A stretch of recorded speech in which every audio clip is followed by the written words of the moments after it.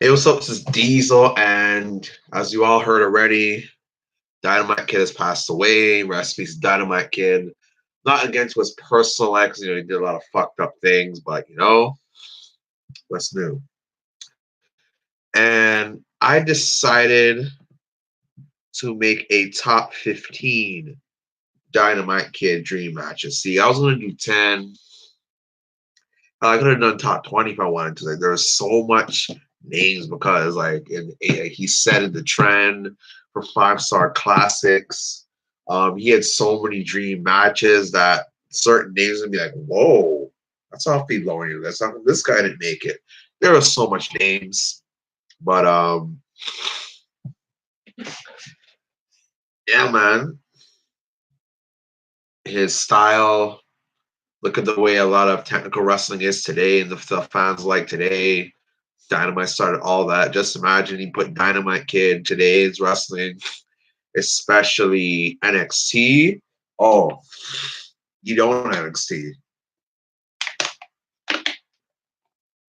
And you look at one of the current WWE champion today. You see a lot of Dynamite Kid style in that. But anywho, let's get to the list. Coming in at number 15, Shawn Michaels. Yep, Shawn Michaels only made number 15. Yep, you heard that right. So think about this, guys. Shawn Michaels did not even make my top 10 dream matches for Dynamite Kid. You better the 5-star match versus the guy who had the most 5-star matches in North America. Put 80s Dynamite Kid against mid-90s or 2000s Shawn Michaels. 5-star match, no questions asked. Number 14, Eddie Guerrero. Eddie Guerrero, great technical wrestler, great high flyer, great submission wrestler. Fairly same size, because I've heard that Eddie Guerrero in real life might have only been 5'6" tops, and Dynamite Kid in real life was only 5'6" tops. He wasn't 5'8" himself, Dynamite Kid, and apparently neither was Eddie Guerrero. Coming in at number 13, Lance Storm. Yeah, I think this would have been an awesome match. I feel this could have easily been Lance Storm's best match. I mean, Lance Storm had an underrated gem with Kurt Angle. Did Lance Storm face Chris Benoit?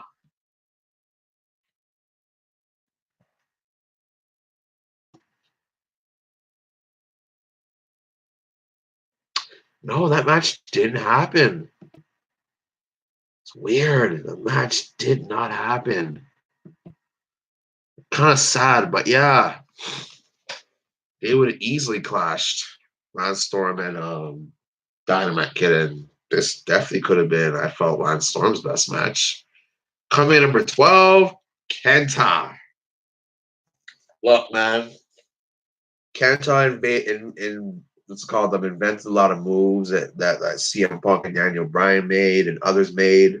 Sucks that when he got to NXT, they got him at the worst time of his career. Injury left, right, and center. He's pretty much done. Like, they just caught him the last minute. And another thing to solidify my point. KENTA versus Bryan Danielson. Do I gotta say more? Coming in number 11, Andre the Giant.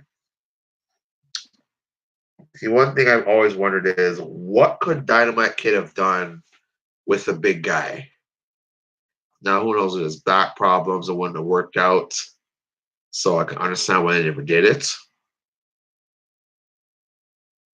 And, let's call it what it is. Yeah, Dynamite Kid was tough, but, bro, in a shoot with Andre the Giant, he'd get killed.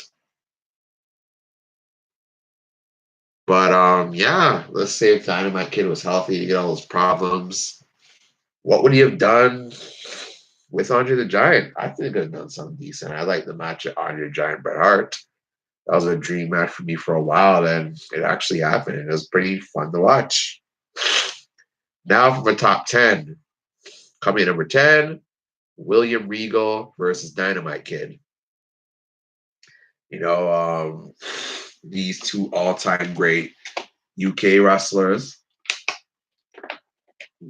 This would be friggin' awesome. Both with their mat wrestling. William Regal is mat wrestling and submission. Dynamite Kid is mat wrestling and high flying.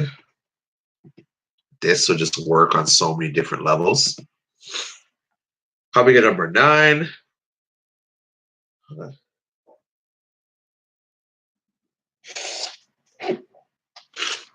Allergies. Coming at number 9. D.H. Smith, a.k.a. Davey Boy Smith Jr. This would have been awesome. He picked up a couple of his moves. His uncle. They were cool before they died. That was good.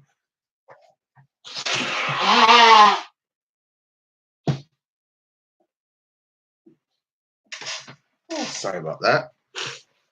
They were cool before they died. Took pictures together, sat down and talked. That was good that D.H. Smith came to check Dynamite Kid.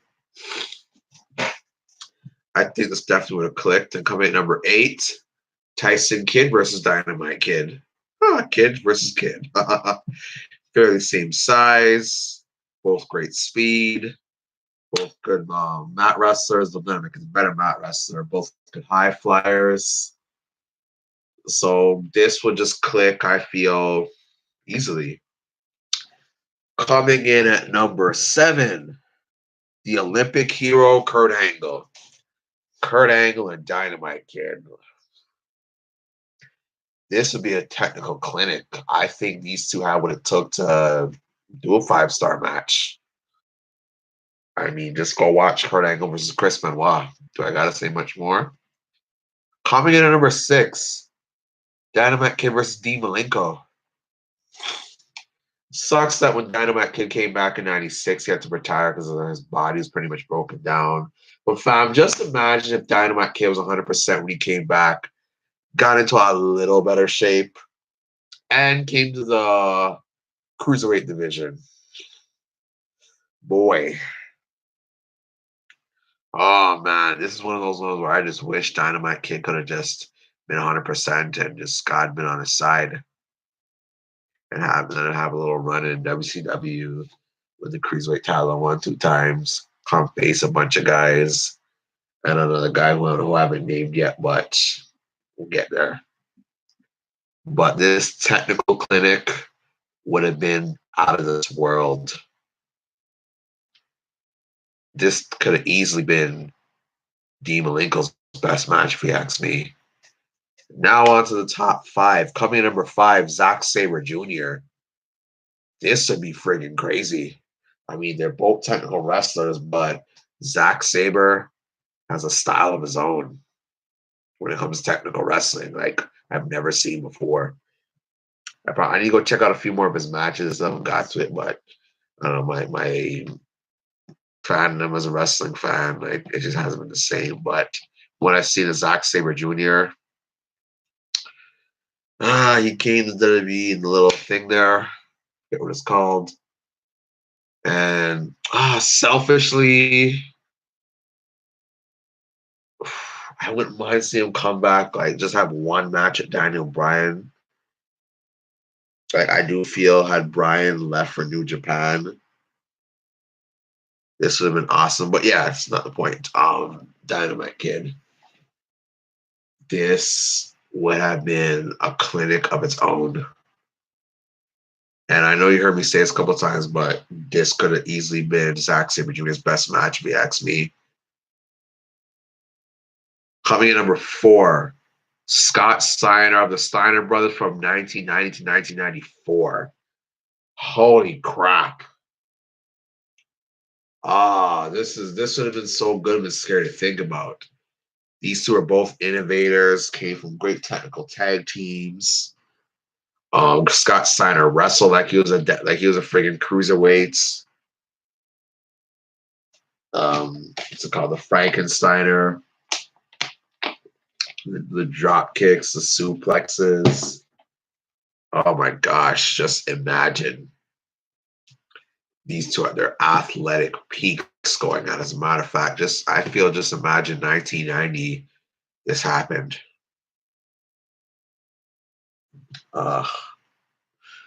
This could have been out of this world. Coming in number 3, Davey Richards, one of Dynamite Kid's idols. Kind of scary to think that Davey Richards resembles him in size and looks. Like, you would have swore Dynamite Kid has a kid that we don't know about. Could Dynamite Kid be Zack Zaber Jr.'s father? I'm just kidding, but yeah. Kind of like when one of the Revival guys, forget his name, put his picture beside Art Anderson and said, "Me and my mom are gonna have to have a talk." So I thought that was very funny. Who knows? Maybe Davey Richards might need to have a talk with his mom, saying, "Hey, mom, be honest. Dynamite Kid really my dad." I'm just messing around, hoping it didn't offend anybody. But yeah, teacher versus student. This would have been out of its world. Davey Richards, one of the best technical wrestlers of his generation. And he's wrestled Daniel Bryan too. And speaking of Daniel Bryan, coming in number 2, Daniel Bryan. But you know what? Let me be more specific. The 2005 to 2006 American Dragon Bryan Danielson. Just imagine a frigging mid-80s Dynamite Kid, mid-2000s Bryan Danielson. 5-star clinic. They can put on a couple of 5-star matches. And you see a lot of Daniel Bryan in Dynamite Kid, no word of a lie. But now look, Daniel Bryan is one of the best wrestlers in the world. And his in-ring style, though, like, he's toned it down, he's more careful, still. Daniel Bryan still stole the show at WrestleMania, if you ask me. He stole the show at SummerSlam, if you ask me. And he stole the show at Survivor Series, if you ask me. And coming in number 1, I know this guy's a piece of crap. Can't really celebrate him, but you definitely can't ignore this dream match. Rumor had it might have happened in Japan on tape, but I'm not going to go off that. So I'm sorry. Like, there's just no footage and there's no pictures to prove it. But I have to say it. Chris Benoit. Chris Benoit's a Dynamite Kid, teacher versus student. Benoit patted himself from Dynamite Kid in the ring and unfortunately in real life too. But yeah, man, you can't deny this dream match, unfortunately. And fuck, just imagine if Dynamite Kid was healthy, worked out, wrestled the Cruiserweight division, and him and Benoit had a couple of matches. They definitely would have had a 5-star match for sure. Like, for crying out loud, I forget his name, but Benoit already had a 5-star match with I forget that guy's name in 1994. So think about that. Benoit already had a 5-star match in 1994, and he wasn't even in his prime yet. Hell, I'd even argue he wasn't even in his athletic prime yet. K. Welch, R.I.P. Yep, R.I.P. Dynamite Kid. But yeah, he wasn't even in his athletic prime or his prime in general. He already had a 5-star match in 1994 in Japan. So just imagine if Dynamite Kid was still healthy. Just imagine if he went just a few more years. Just imagine if he was still good in 96. They would have some 5-star clinics, no questions asked. But yeah, those are my top 15 dream matches for Dynamite Kid. Tell me what are some dream matches you would have put on here. And rest in peace, Dynamite Kid. Died on his 60th birthday. Holy